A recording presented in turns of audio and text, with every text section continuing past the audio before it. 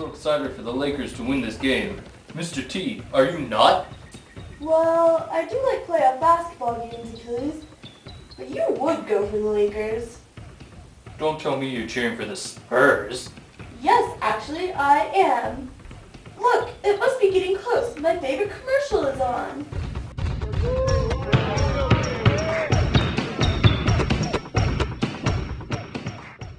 Oh yeah, I like that one too. It brings all the sounds of the game together. It's like music to my ears. Listen to the way they dribble the ball. The rhythm!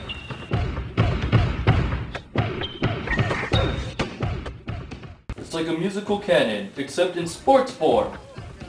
What do you mean, Achilles?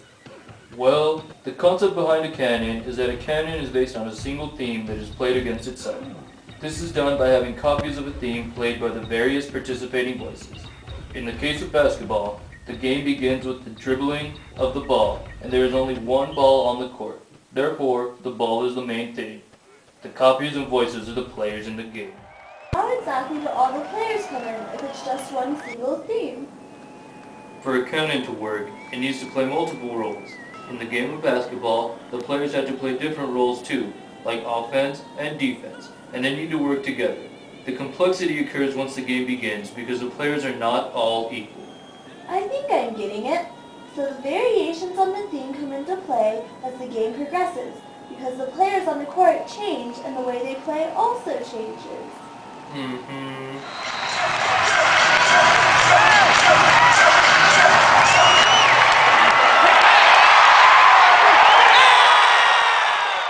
There are also built-in fugues in basketball. What's that, Achilles? Well, a fugue is like a canon, except it is not as strict. It is more emotional and artistic expression. In the game of basketball, the emotions of the players to do well and their emotions as the team that is controlling the game changes. The telltale sign of a fugue is the way it begins, a single voice singing its theme. In this case, how the leader of the team reacts to the call of the referee. Other voices or players then enter the picture by reacting accordingly. Each player has his own rhythm. Oh, you could hear that in the sound of their speakers, in the commercial and during the game. They are all going at different speeds, and this reflects how they individually are playing. A pause. There he misses the free throw. And a technical foul call. I think it's on Tim Duncan sitting on the bench. Oh no, that was a horrible call against Tim Duncan. It's done. He was unhappy with the lack of a call or a call earlier. The ref is not very nice. Listen to the roar of that crowd. They're going wild. I don't see why they should be. That was a perfectly fair call. You know, come to think of it, one could even count the audience as a fugue. The great number of people and their intertwined thoughts and the emotion that arises in them while watching the game makes for a prime example of a fugue. It's incredible!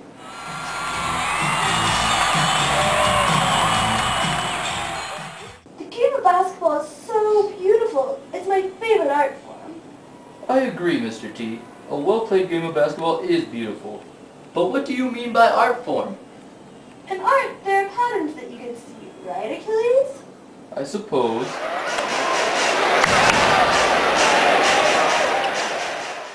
The same is true in basketball.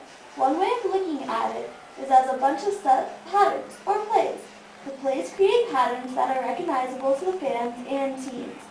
Some teams like to run a pick and roll play on the offense. That's when one player sets a screen and the dribbler goes around him in an attempt to lose his defender.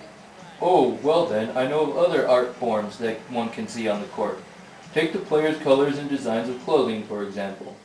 Teams have home uniforms, away uniforms, and alternate uniforms, which all vary in color and design.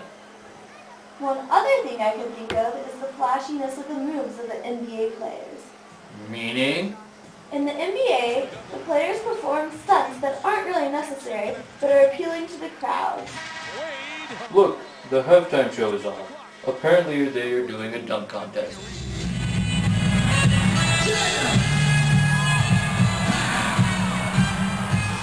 Hey, did you see those dunks? They were so flashy. That's what I mean by the stunts that appeal to the crowd. Ding dong. turn. Come in. Hey, Mr. Crab. This whole game is silly, from the actual playing to the silly things they do for entertainment in the breaks. The only reason I can stand to watch it is because of the mathematical beauty involved in such things. There is math involved in sports? How can that be? Jocks are dumb. It's there. It's everywhere. The players just aren't capable of recognizing the mathematical aspects. Like? Math is a critical aspect of the court dimensions, the basket, and the ball sizes, and it's an essential part of how the players move. That's true. Did you know that the diameter of the ball is 9 inches and the diameter of the hoop is 18 inches? Technically, that means that 2 balls could fit in there at once. But think how often the ball actually goes through the basket.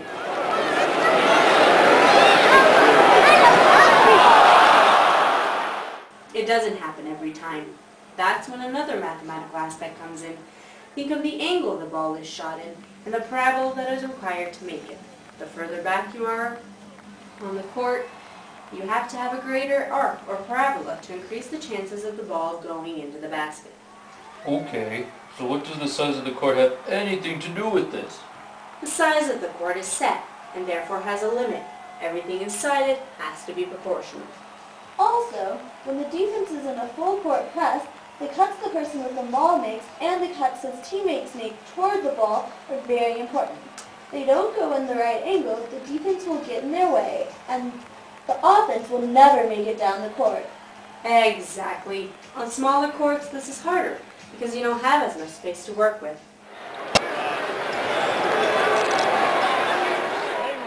When you pass, the ball travels in a straight line, hence the ball angle is of critical importance. If you pass incorrectly, the ball may not make it to the designated person on your team. I think I get it. And math even plays into the way a ball is dribbled. The lower it is to the ground, the harder it is to steal. Unless you come in at the right angle, and if you're quick like me. Oh, please.